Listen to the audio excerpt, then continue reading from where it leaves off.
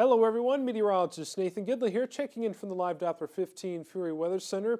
Let's talk about the Aurora Borealis, also known as the Northern Lights, as occasionally we do have the opportunity to see the Northern Lights right here in Northeast Indiana and Northwest Ohio.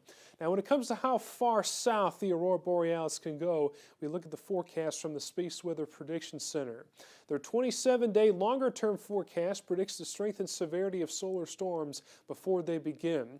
Now this is not very reliable compared to the shorter-term 3-day forecast that actually tracks solar activity as it occurs and tracks toward the Earth.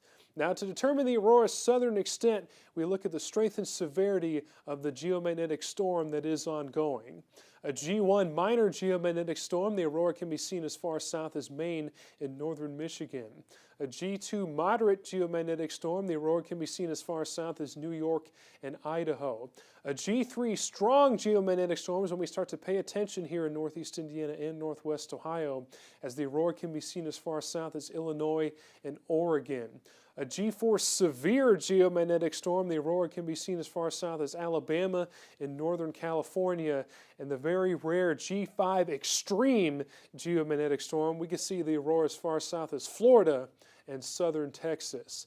Now we also take a look at the KP index to determine how far south the aurora goes.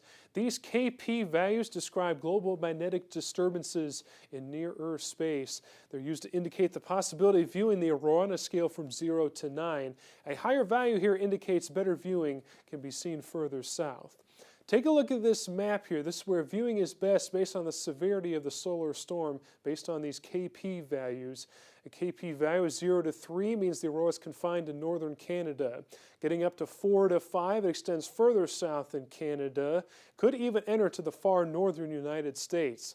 A 6 to 7 KP value, the northern United States is seeing the aurora, and then a KP value of 8 to 9, the aurora extends even further south into the United States. So right here in northeast Indiana and northwest Ohio, we look for a KP value around 7 to 8. And of course, we cross our fingers that the sky coverage works out. We don't see much in terms of cloud cover. So that's a little background on the Northern Lights.